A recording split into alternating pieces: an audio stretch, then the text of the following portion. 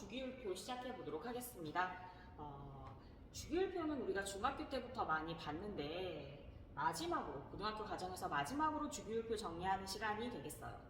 주기율표는요, 원소들이 있는데 이 원소들을 원자, 번호 순서대로 나열을 한 거예요. 원자 번호가 어떻게 매겨진 거지? 무엇의 개수? 맞아요. 양성자의 개수입니다. 양성자의 개수가 곧 원자 번호가 되는 건데, 원소들마다 원자 번호가 다 매겨져 있다는 거죠. 이때 원소들을 원자 번호 순서로 나열하되 화학적 성질이 비슷한 원소가 같은 세로줄에 올 수 있도록 줄바꿈을 해서 배치한 것, 그것을 주기율표라고 해요. 자, 같은 세로줄에 오도록. 자, 여러분, 우리가 지금 과학자들이 발견했거나 또는 합성한, 인공적으로 만든 원소까지 포함해서 우리가 지금 밝혀낸 원소들이 총 몇 가지가 있을까요?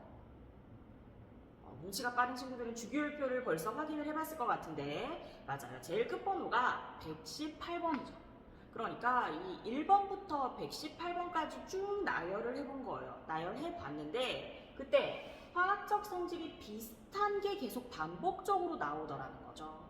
예를 들면 우리가 한 주가 월화수목금이 가고 다시 월화수목금, 다시 월화수목금 이렇게 반복되는 것처럼 원소들도 화학적 성질이 반복해서 나오더라. 그것을 주기성이라고 하고요. 그런 주기성이 잘 드러나도록 정리한 표를 주기율표라고 합니다. 화학의 꽃이라고 볼 수 있겠어요. 자, 다시 말하면 원소들은요, 화학적 성질이 주기적으로 나타난다. 이건 자연이에요. 이 자연을 과학자, 우리 인간이 보기 좋게 정리한 표가 주기율표가 되겠습니다. 자, 그러면 같이 주기율표를 한번 보는데, 자, 화면에서 좀 잘 안 보일 수도 있을 것 같아요. 그럴 경우 학습지나 이제 뭐 인터넷에도 주기율표가 워낙 많으니까요. 또 보면서 참고하면 좋을 것 같습니다. 자, 볼게요. 주기율표는 이렇게 원소들을 정리해 두었는데 가로줄을 뭐라고 부르죠? 먼저 가로줄. 가로줄을 주기라고 부른다. 이쪽 왼쪽 끝에도 표시가 되어 있지만 오른쪽 끝에도 표시가 되어 있어요. 가로줄을 주기라고 하고요. 주기는 1주기부터 제일 위에 수소, 헬륨에 해당하는 1주기부터 몇 주기까지 있다. 맞아요. 7주기까지 있다. 라는 거 한번 보고요. 그 다음에 세로줄. 이 세로줄은 몇 개가 있다?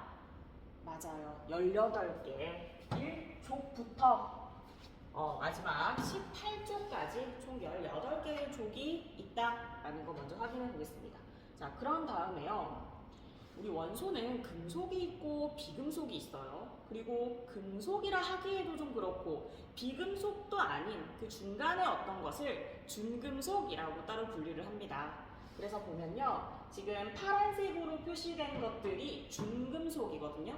이 중금속을 기준으로 왼쪽에 있는 원소들을 금속 원소라고 보통 얘기하고요. 금속 원소만의 특징이 있죠. 광택이 있다든지 열전도성, 전기전도성이 좋다. 이게 보통 왼쪽에 있는 원소들이 특징이 그렇죠. 반면에 중금속을 기준으로 오른쪽에 있는 원소들은 비금속입니다.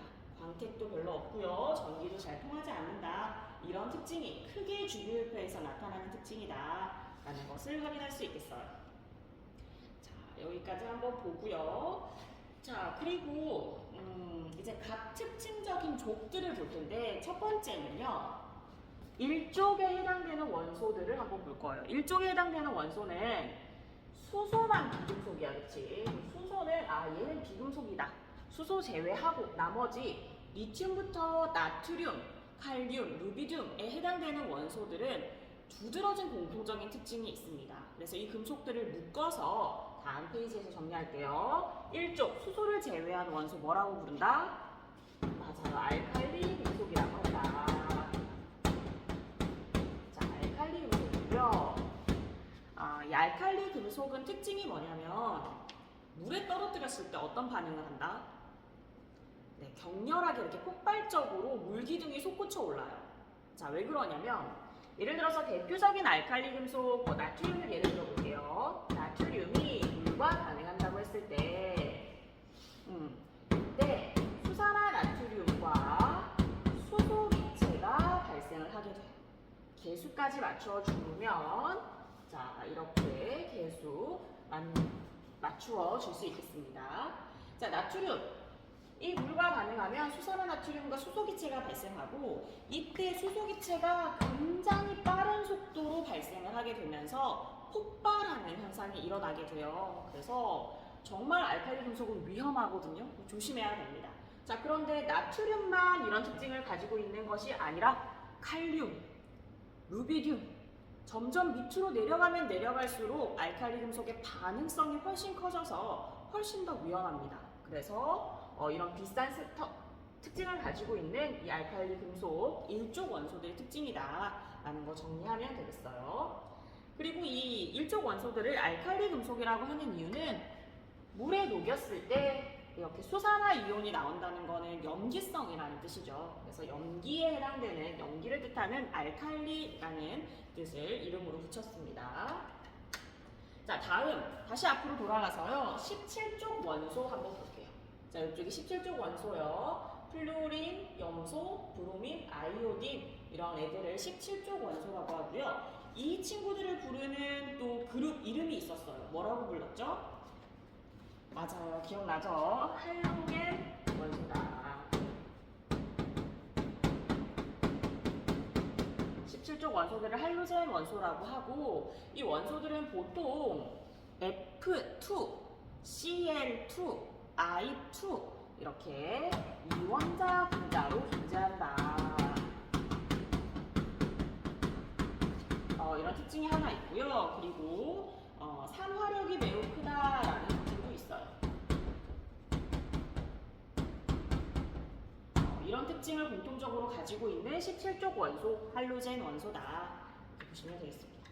그 다음에 이제 우리가 마지막으로 주목할 것은 18쪽입니다. 자, 18쪽은요, 헬륨, 네온, 아르곤, 크립톤에 해당되는 원소들인데, 이런 원소들의 특징은 뭐다? 18쪽. 맞아. 굉장히 안정한 원소다라는 거죠. 안정하다. 그 말은 가능성이 낮다. 라는 말이고요. 가능성이 낮아 그만큼 활성화되지 않는다라는 뜻이라서 18쪽을 부르는 이름이 맞아요. 비활성 기체가 되겠습니다. 그래서 이렇게 특징이 두드러진 같은 족의 원소들은 한번 정리를 해보았습니다. 자, 그러면요. 이제 다음으로 넘어가서 자, 여러분 그럼 이제 전자 껍질의 전자를 한번 나타내 보도록 할 건데 지금 보면 선생님이 구멍을 많이 뚫어놨어요. 예시는 몇 개만 제시를 했고 나머지는 우리가 직접 그려보자 라는 취지로 구멍이 뻥뻥 뚫려 있는데 이 뻥뻥 뚫려 있는 구멍에 여러분들이 점을 찍어서 전자 배치를 표현을 해주면 되겠습니다. 자, 굉장히 힘들겠지만 한번 해보고요. 하는 방법 선생님이랑 같이 한번 예를 들어서 볼게요. 예를 들어서 1족 2죽이 해당되는 리튬 한번 볼게요. 자, 원자 번호 3번 리튬 이렇게 써주고요. 핵전하는 양전하가 3이니까 플러스 3 이렇게 핵전하 표시해 주겠습니다. 그러고 나서 제일 안쪽 전자 껍질에 전자 2개가 차 있고요. 남은 전자 하나, 두 번째 전자 껍질에 전자가 이렇게 차겠습니다. 자, 여기서만 끝나는 게 아니라요. 이제 우리 이거는 1학년 때도 했었던 거니까 이제는 오비탈을 배웠으니까 오비탈에는 전자 어디에 오비탈이 들어가 있는지 도 표현을 해볼게요. 자, 리튬은 안쪽 껍질 1s 오비탈에 전자가 2개가 다 차고 나서 두 번째 전자 껍질에 전자 하나만 있어요. 그런데 바닥 상태 기준이라면 2s 오비탈이 첫 번째 오비탈이니까 2s 오비탈에 이 전자 하나가 이렇게 차 있는 겁니다 라고 얘기할 수 있겠죠. 이런 식으로 오비탈 기호를 표현해서 전자 배치도 표현을 다 해주겠습니다. 그리고 하나만 더요. 이게 전자 껍질로도 개수를 한번 표현해 보겠습니다. 첫 번째 전자 껍질을 보아 원자 모형에서 K라고 한다고 했었죠. K 껍질의 전자 지금 2개 들어가 있고 그 다음 껍질 두 번째 L 껍질에 전자 하나 들어가 있다. 요것도 표현을 해줄게요. 자, 이런 식으로 그러면 리튬, 베릴륨, 중소, 탄소까지 한번 해볼게요. 탄소. 자, 탄소는 원자번호 6번이고요. 그래서 핵전화 플러스 6이고 전자가 6개겠죠. 6개 전자를 먼저 2개 제일 안쪽 껍질에 배치하고요. 그 다음 4개를 두 번째 껍질에 전자 배치를 표현을 해서 그려주겠습니다. 자, 이렇게 그려준 다음에 오비탈 기호로서 오비탈의 전자 배치를 표현해보자 라고 했었죠. 자, 안쪽 껍질, 첫 번째 껍질에는 1s 오비탈만 있죠. 1s 오비탈에 전자 2개가 차 있습니다. 그쵸? 그 다음에요. 두 번째 전자 껍질에는 이제 2s로 시작하는데 2s 오비탈에 전자 몇 개까지 찰 수 있다? 네, 2개까지만 찰 수 있어요. 그러니까 4개 전자 중에서 2개는 지금 2s 오비탈에 차 있는 거죠. 남은 2개는 어디에 차 있는 거다? 맞아요. 그 다음 오비탈인 2p 오비탈에 전자가 2개 차 있는 거다. 이렇게 기호로 전자 배치를 표현할 수 있다는 거죠. 좋습니다. 그렇게 치면 껍질로 표현해 볼게요. K 껍질에 전자 2개가 가득 차 있고 L 껍질에 전자가 몇 개? 4개 차 있는 게 탄소의 전자 배치다. 이렇게 표현할 수 있겠습니다. 자, 이런 식으로 나머지 것들도 해보고 나서 선생님이랑 함께 정리해 볼게요.